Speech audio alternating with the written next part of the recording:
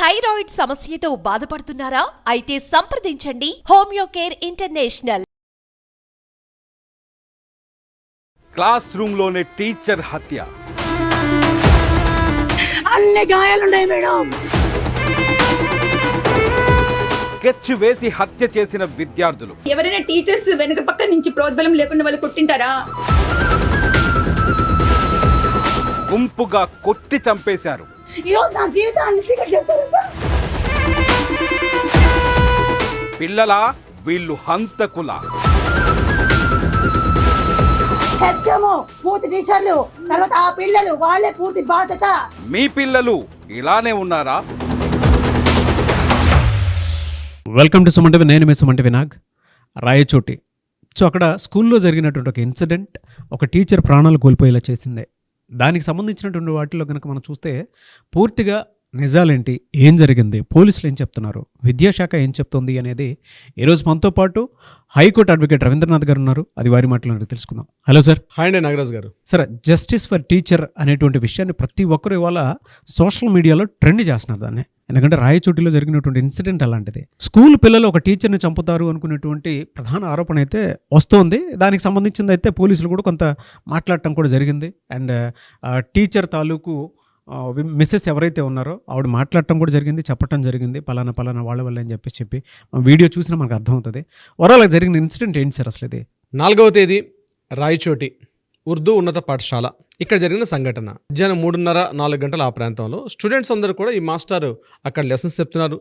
ముఖ్యంగా ఇజాజ్ అనేటువంటి ఒక సైన్స్ మాస్టారు 9th క్లాస్ పక్కన ఉన్నటువంటి క్లాస్ రూమ్ పక్కన వేరే క్లాసెస్ చెప్తున్నారు. అయితే క్లాస్ రూమ్లో పాఠాలు చెప్తున్న సందర్భంలో పక్కన ఉన్నటువంటి కొంతమంది విద్యార్థుల ఘర్షణ పడుతుంటే ఆ విద్యార్థుల ఘర్షణ పడుతుందని ఇక్కడ నాయిస్ అవుతుంది, మీరు ఇమీడియట్గా ఆపండి, నేను క్లాస్ చెప్పుకోవాలని చెప్పి బయటకు వచ్చి ఆ మాస్టర్ చెప్పడం. ఇమీడియట్గా ఆ మాస్టర్ గారు చెప్తుంటే అక్కడ ఆ ముగ్గురు విద్యార్థులు గొడవ పడుతున్నారని తెలిసింది. ఆ ముగ్గురు విద్యార్థులు కూడా కలిసి ఈ మాస్టర్ మీద మూకుమ్మడిగా దాడి చేశారు. ఆ దాడిలో ఆయన ప్రతిఘటించబోయిందంటే ఏం చేశాడు, ముగ్గురు కలిసి ఒకేసారి దాడి చేయడంతో ఆయన మీద పడి పిడిగుద్దులు గుద్దడం, మాస్టర్ పడిపోవడం, స్పృహ తప్పి పడిపోవడం, అపస్మారంకి వెళ్ళిపోవడం. ఇమ్మీడియట్గా స్టాఫ్ రూమ్లోకి తీసుకెళ్ళిన తర్వాత అక్కడ ఆయన హార్ట్ స్ట్రోక్ వచ్చింది. అక్కడి నుంచి హాస్పిటల్ తీసుకెళ్లిన మార్గ మధ్యలో చనిపోయారు. ఇది మనకు అందినటువంటి వార్తా కథనం 4వ తేదీ జరిగిన సంఘటన సంబంధించి. దీని తర్వాత ఇమ్మీడియట్గా పోలీసులు ఇంటరాగేషన్ చేసిన తర్వాత పోలీసులు ఇమ్మీడియట్గా సాయంత్రం 7:30 ఆ ప్రాంతంలో ఇక్కడికి వచ్చారు. డిఎస్పీ గారు, మనకి కృష్ణమోహన్ డిఎస్పీ గారు ఇచ్చినటువంటి నివేదిక ప్రకారం నిన్న ఆయన అందించిన సమాచారం మనకు తెలిసింది ఏంటంటే మాస్టర్ గారు క్లాస్ రూమ్లో చనిపోలేదు, ఆయన మార్గ మధ్యలో చనిపోయారు అని ఒక మాట అయితే చెప్పడం జరిగింది. ఇది క్లాస్ రూమ్లో జరిగిన సంఘటన కాదు. ఏదేమైనప్పటికీ మేము విచారం చేస్తున్నాం. సెక్షన్ 174C ప్రకారంగా మేము విచారం చేస్తున్నాం. అనుమానాస్పద మృతిగా దాన్ని వాళ్ళు నోట్ చేసుకున్నారు. అనుమానాస్పద మృతి అంటే ఖచ్చితంగా స్టూడెంట్స్ చేశారనేది మాత్రం వాళ్ళు ఎక్కడ నమోదు చేయలేదు. అయినప్పటికీ కూడా స్టూడెంట్స్ని పిలిచారు. స్టూడెంట్స్ ఇప్పుడు వాళ్ళు పోలీస్ కస్టడీలో ఉన్నారు. పోలీసులు వాళ్ళని ఇంట్రాగేషన్ చేస్తున్నారు. ఈ యొక్క పూర్తిగా పోలీసు ఉన్నతాధికారుల యొక్క ఇన్ఫర్మేషన్ అయితే మనకు అందిన ఇన్ఫర్మేషన్ అది. అయితే వాళ్ళు చెప్పడం మాత్రం ఈ సంఘటన అతను చనిపోయినటువంటి ప్రక్రియ ఏదైతే ఉందో, సంఘటన జరిగింది స్కూల్లో జరిగింది, కానీ అతను చనిపోవడం మాత్రం హాస్పిటల్కి వెళ్తుంటే మార్గ మధ్యలో చనిపోయి ఉండొచ్చు, అది కూడా కార్డియాక్ అరెస్ట్ ద్వారా జరిగి ఉండొచ్చు అని సస్పెక్ట్ చేస్తున్నారు. ఇది అనుమానాస్పద మృతిగా 174C కింద మేము నమోదు చేశామని చెప్పి కృష్ణమోహన్ గారి డిఎస్పీ గారిని చెప్పడం జరిగింది. మనం వార్తల్లో చూసాం. ఆ తర్వాత విద్యాశాఖ అధికారులు ఎంటర్ అయ్యారు. ముఖ్యంగా ఈ కళాశాల జరిగిన సంఘటనకు సంబంధించి విద్యాశాఖ అధికారులు ఎంటర్ అయ్యారు. విద్యాశాఖ అధికారులు ముఖ్యంగా సుబ్రహ్మణ్యం గారు ఎవరైతే ఉన్నారో డిఈఓ గారు, ఆయన నేను చెప్పిన మాటల ప్రకారం మనకు అర్థమవుతుంది ఏంటంటే ఈ కళాశాల ఈ స్కూల్లో జరిగిన సంఘటన ఏదైతే ఉందో ఇది మేము ఇంట్రాగేషన్ చేస్తున్నాం. ఇది కొంతమంది స్టూడెంట్స్ అనేది ఖచ్చితంగా కొట్టారు. ఆ కొట్టిన తర్వాత ఆ కొట్టినటువంటి దెబ్బలకి ఆయన చాలా గిల్ట్గా ఫీల్ అయ్యారు, చాలా అవమానకరంగా భావించారు టీచరు. ఎందుకంటే స్టూడెంట్స్ కొట్టడం ఏంటి అన్న ఉద్దేశంతో ఒక మానసికంగా చాలా బాధపడిపోయి ఆయన అక్కడి నుంచి వెళ్తున్నటువంటి స్టాఫ్ రూమ్లో కూర్చొని ఒక్కసారి స్ట్రోక్ వచ్చింది, ఆ స్ట్రోక్తో పడిపోయారని చెప్పి సుబ్రహ్మణ్యం గారు చెప్పడం. బట్ ఇది కూడా కన్ఫర్మేషన్ కాదు, పోలీసులకు ఇంట్రాగేషన్ మాత్రమే ఫైనల్ విషయం తెలుస్తుంది. సార్ మీరు చెప్తుంటే ఒక టీచర్కి అంత ఘోర అవమానం స్టూడెంట్స్ చేస్తున్నారంటే చాలా బాధాకరం నిజంగా. ఎగ్జాక్ట్లీ. మీరు మాట్లాడుతూ ఉంటే నాకు సీన్ ఏం జరిగి ఉండొచ్చు అనేటువంటి దాని మీద ఇలా పిడిగుద్దులు గుద్దారు, దాంతోపాటు ఒక కడం పెట్టుకుని కుట్టారని చెప్పేసి రకరకాల కథనాలు వాటికి సంబంధించింది వస్తూ ఉన్నప్పుడు మీరు ఇలా మాట్లాడుతుంటేనే అవమానకరంగా ఉంటుంది సార్ ఎవరికైనా సరే. ఎగ్జాక్ట్ చాలా అవమానకరంగా ఉంటుంది. కొడుకు పట్టుకుని కొడుతూ ఉంటే ఎలా ఉంటుందో అంత దారుణమైనటువంటి అవమానం అది ఊహించడానికి కూడా కష్టం చాలా. దీనిపై విద్యాశాఖ అధికారులు కూడా స్పందించారు. ముఖ్యంగా హెచ్ఎంతో కూడా మాట్లాడడం జరిగింది. హెచ్ఎం అయినటువంటి అతను మాట్లాడుతున్న మాటలు ఏంటంటే, ఆ జరిగిన సంఘటన జరిగింది నిజమే, బట్ ఆ స్టూడెంట్స్ ఎవరంటే వాళ్ళు కూడా అక్కడ అదే 9th క్లాస్ చదువుతున్నారు స్టూడెంట్స్ అందరూ కూడా. అందులో ఇద్దరు ట్విన్స్ ఉన్నారు. ఆ ట్విన్స్లో ఒక తమ్ముడు, అంటే ఇద్దరు అన్నదమ్ములు ఇద్దరుగా ఉన్నారు. ఆ తమ్ముడిని ఇంతకుముందు అంటే ఒక 2 days బ్యాక్ అదే తరగతి గదిలో కొంత మందలించడం జరిగింది. సరిగ్గా చదవట్లేదు, క్లాస్కి సరిగ్గా అటెండ్ కావట్లేదని చెప్పి మందలించాడు ఆయన మాస్టర్గా చెప్పడంతో. అది కక్ష కట్టుకున్నటువంటి విద్యార్థి మరలా నెక్స్ట్ డే వచ్చినప్పుడు, అంటే యాక్చువల్గా ఆ రోజు కొట్టాలని కట్టలేదు కానీ కొన్ని మీడియా కథనాల ప్రకారం ఒక ప్రీ ప్లాన్డ్గా చేశారంటున్నారు. కానీ ప్రీ ప్లాన్డ్ కాదు. ఆ కుర్రవాడు ముందు రోజు తమ్ముడిని కొట్టిన తర్వాత అన్న దాన్ని స్పందించి ఆ రోజు 4వ తారీఖు సాయంత్రం నాడు వాళ్ళు వేరే విషయంలో ఘర్షణ పడుతుంటే ఆ సమయానికి నీళ్ళు మందించడంతో అప్పటికే ఈయన మీద ఒక రకమైన కక్ష కట్టినటువంటి ఆ ఫీలింగ్తో ఉన్నటువంటి వాళ్ళు ఎప్పుడైతే మాస్టర్ కనిపించారో, మా తమ్ముడిని కూడా మీరు అట్లానే కొట్టారు కదా, మా తమ్ముడిని మీరు మందలించారు కదా అని చెప్పి ఆ కుర్రవాడు ఎదురు తిరిగి ఇతను ఇమీడియట్గా మీద పడి కలిబడి కొట్టడం జరిగింది అని హెచ్ఎం గారు చెప్పడం జరిగింది. అయితే ఇక్కడ ఎవరైతే బాధితుడు యొక్క ఈ మాస్టర్ గారి యొక్క భార్య చెప్పినటువంటి ఆక్రోశం మాత్రం మనందరికీ కన్నీళ్ళు పెట్టిస్తుంది. ముఖ్యంగా ఆమె చెప్పినటువంటి మాటలు, ముఖ్యంగా ఆమె ఆవేదన, ఆవిడ యొక్క బాధ కంప్లీట్గా ఒక స్త్రీమూర్తి పడుతున్న బాధ ఏంటంటే, నాకు పిల్లలు లేదు సార్, నన్నే ఒక పిల్లగా చూసుకుంటాడు ఆయన, నన్ను ఒక చిన్న చంటి పాపగా చూసుకుంటాడు. ఆయన వయసు సుమారుగా ఇప్పుడు 40 ఏళ్ళు, మా మ్యారేజ్ చాలా సంవత్సరాలు అయింది. కానీ మాకు పిల్లలు పుట్టుకుపోవడం వల్ల నాకు హస్బెండ్ అయినా, నాకు బ్రదర్ అయినా, నాకు కొడుకైనా కూతురుగా నన్ను అంత బాగా మా ఇద్దరు అన్యోన్య దాంపత్యం ఉంటుంది. ఆయనకి ఎటువంటి ఆరోగ్య సమస్యలు లేవు, ప్రధానంగా ఆయనకి ఎటువంటి హెల్త్ సమస్యలు లేవు.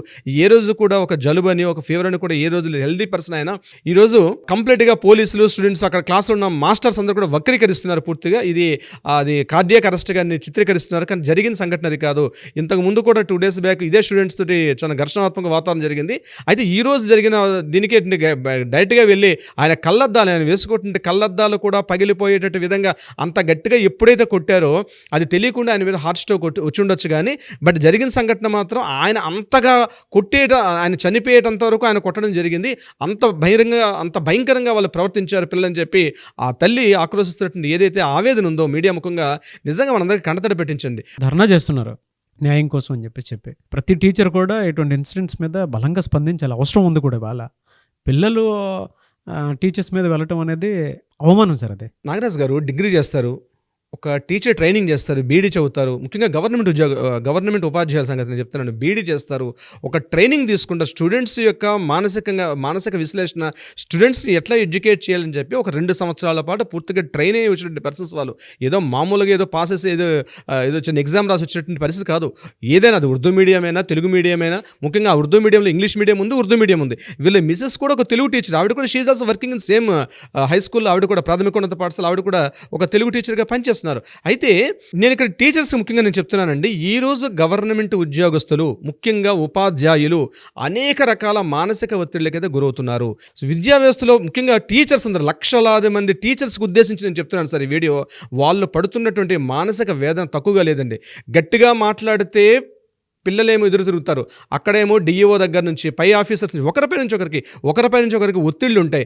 ఆ సమయానికి క్లాస్ సిలబస్ కంప్లీట్ చేయాలి. మళ్ళీ ఎగ్జామ్స్లో ఏమైనా మార్కుల శాతం తగ్గినా, పర్సంటేజ్ పాస్ ఫెయిల్స్ వీటిలో తగ్గినా సరే ఇమ్మీడియట్గా ఒత్తిడి అంతా కూడా వాళ్ళ మీద ఉంటుంది. ముఖ్యంగా టీచర్ పని చేసుకోనివ్వకుండా ఈనాటి ప్రభుత్వాలు, ఇప్పుడంటే ఈ ప్రభుత్వం చెప్పట్లేదండి, గడచిన కొన్ని దశాబ్ద కాలంగా నేను చెప్తున్నాను నాగరాజ్ గారు, టీచర్ల మీద కేవలం టీచర్ ఉద్యోగం మానేసి వాళ్ళని ఒక అటెండర్స్ లాగా, వాళ్ళని ఒక క్లర్క్లా చేసే వ్యవస్థ తయారైంది విద్యా వ్యవస్థలో. కారణం ఏంటంటే మధ్యాహ్న భోజనం పథకం అమలైందా లేదా, రిజిస్టర్ మెయింటైన్ చేయాలి. స్కూల్లో సరిగ్గా అన్ని వస్తువులు వస్తున్నాయా లేదని దానికి అటెండర్స్ ఉంటారండి, క్లర్క్స్ ఉండరు, యూడీసీలు ఉండరు, ఎల్డీసీలు ఉండరు. కేవలం టీచర్ అనేవాడే ముందు కనిపిస్తాడు ఈ యొక్క గవర్నమెంట్ అందరికి కూడా. వాళ్ళ మీద ఎంత ఒత్తిడి ఉంటుంది. కేవలం క్లాస్ రూమ్లో పాఠాలు చెప్పడం ఒక్కటే కాకుండా వాళ్ళ మీద ఒక క్లర్క్లు, ఒక యూడీసీలు, ఎల్డీసీలు చేయాల్సిన టోటల్ అకౌంటెన్స్ బాధ్యత అంతా కూడా వాళ్ళ మీద పెట్టారు. ప్రతిరోజు క్లాస్ రూమ్లో జరుగుతుంది. ఎప్పటికప్పుడు హై రిపోర్ట్స్ పంపించాలి, పర్సంటేజ్ పెంచాలి, స్టూడెంట్స్ యొక్క ఉత్తీర్ణత శాతాన్ని పెంచాలి. At the same time accountants కూడా మెయింటైన్ చేయాలి. టీచర్ అంటే ఒకప్పుడు టీచరు, ఈరోజు టీచర్తో పాటు అకౌంటెంట్ ఉద్యోగం కూడా చేస్తున్న టీచర్. అంటే ఈ యొక్క టీచరు ఆ మధ్యాహ్న భోజన పథకానికి వస్తువులు వస్తున్నాయా లేదా, కరెక్ట్గా విద్యార్థులు తింటున్నారా లేదా, వాళ్ళకి ఇస్తున్నటువంటి ఏవైతే పౌష్టికాహార వస్తువులు గవర్నమెంట్ సప్లై చేస్తుందో అవన్నీ కరెక్ట్గా అందుతున్నాయా లేదా, ఎప్పటికెప్పుడు వాళ్ళకి నెయ్యి చిక్కిలు ఇస్తున్నారు. ప్రభుత్వం ఇచ్చేటువంటి పౌష్టికాహార పథకంలో భాగంగా చిక్కిలు ఇస్తున్నారు. అంటే ముఖ్యంగా పల్లి బెల్లం చిక్కీలు. ఆ చిక్కీలతో సహా నేను చెప్పడం ఆ ఒక్క చిన్న వస్తువుతో సహా ప్రతిదీ కూడా అకౌంటెంట్స్ బాధ్యత.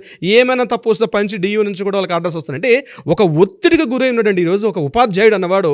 ముఖ్యంగా ఇంత ఒత్తిడికి గురవడం అనేది ఇంతకుముందు ఎప్పట్లో లేదు. చక్కగా క్లాస్ రూమ్కి వచ్చేవాడు, పాఠాలు చెప్పుకునేవాడు, విద్యార్థుల యొక్క ఉత్తీర్ణత శాతం ఎలా పెంచాలి చూసుకునేవాడు. కానీ ఈరోజు ఈ బాధ్యతలు తప్పించి గవర్నమెంట్ దీనికి ఈక్వల్గా ఇంకా రిపోర్టింగ్ అంటే ఈ అకౌంటెన్సీకి వేరే బాధ్యతలు అప్పగించి టీచర్ మీద విద్యార్థుల మీద పూర్తిగా దృష్టి పెట్టగలిగే వ్యవస్థ వస్తే డెఫినెట్గా మార్పులు వచ్చే అవకాశం ఉంటుంది.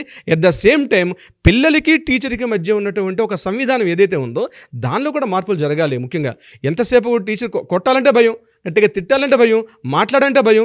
దట్టు ఈరోజు పేరెంట్స్ కూడా ఎట్లా అయిపోయారంటే ఫీజులు ఇచ్చాం కాబట్టి మాస్టర్ చూసుకోవాల్సిన బాధ్యత మొత్తం మాస్టర్దే. అంటే ఎట్లా కుదురుతుందండి? అది బాధ్యత ఖచ్చితంగా పేరెంట్స్ది కూడా ఉంటుంది. మనం పిల్లల్ని ఏ రకంగా ట్రైన్ చేసి పంపిస్తున్నాం అన్నది కూడా బాధ్యతగా చూసుకోవాల్సిన బాధ్యత ప్రతి తల్లిదండ్రుల మీద ఉంటుంది. ఈరోజు ఈ సంఘటనతోటి యావత్ జాతి మొత్తాన్ని నేను చెప్తున్నానండి, ఇలాంటి అక్రమాలు దారుణాలు జరగకుండా ఆపాల్సిన బాధ్యత తల్లిదండ్రుల మీద ఉంది. కేవలం కనేసాం, పెంచేసాం, దేశాన్ని మీద వదిలేసామంటే కుదరని పని. దేశంలో అకృత్యాలు రాబోయే తర్వాత కూడా యువతరం మీద ఇప్పుడు దేశం యొక్క లెక్కలు చూసినట్లయితే మోర్ దాన్ 48% యూత్ కనిపిస్తున్నారు ఈరోజు. అయితే నాగరాజు గారు విద్యాశాఖ అధికారులు చెప్తున్నటువంటి వ్యాఖ్యలకి, పోలీస్ అధికారులు ఈరోజు చెప్తున్నటువంటి వ్యాఖ్యలకి, ఈరోజు అక్కడ క్లాస్ రూమ్లో పక్కనటువంటి సహ ఉద్యోగులు సహ టీచర్స్ చెప్తున్న ఇన్ఫర్మేషన్కి, అదేవిధంగా ఎవరైతే బాధితుడి యొక్క భార్య టీచర్ యొక్క భార్య చెప్పినట్టు రెహమాన్ చెప్పినటువంటి ఆ అమ్మాయి చెప్పిన మాటలు అంతా కూడా విరుద్ధంగా కనిపిస్తున్నాయి వీటన్నిటి మీద. అయితే పుట్టడం వల్ల అతను చనిపోయాడా, లీగల్గా కార్డియాక్ అరెస్ట్ జరిగిందా అన్నది ఇక్కడ మనకు పోస్ట్ మార్టం రిపోర్ట్ వస్తే కానీ మనకు ఏ వ్యక్తి కూడా మనం కామెంట్ చేయలేని పరిస్థితి. దీని మీద అందరం కూడా వెయిట్ చేస్తున్నారండి. సో 4వ తారీఖు సాయంత్రం జరిగింది. దీని మీద మళ్ళీ పోస్ట్ మార్టం రిపోర్ట్ తీసుకొని జరిగిపోయింది కంప్లీట్గా. ఆయనకి బంధువులు హ్యాండ్ ఓవర్ చేశారు డెడ్ బాడీని. అయితే పోస్ట్ మార్టం రిపోర్ట్ వస్తే కానీ ఈ యొక్క సంఘటన ఏం జరిగింది, ఏమి జరిగి ఉంటుంది, అప్పటిదాకా ఎవరినైతే అరెస్ట్ చేశారో వీళ్ళు ఇంట్రాగేషన్ చేస్తున్నారు, ఒక ఎంక్వైరీ జరుగుతుంది. మనకి నెక్స్ట్ ఎపిసోడ్లో అసలు ఏం జరిగిందని మనం చెప్పే ప్రయత్నం చేద్దాం. ఏదేమైనా సరే ఇలాంటి ఇన్సిడెంట్స్ జరగకుండా ఉండటం కోసం అని చెప్పేసి విద్యా వ్యవస్థలో మార్పులు వస్తే చాలా బాగుంటుంది. చాలా బాధాకరం సార్ ఇదే.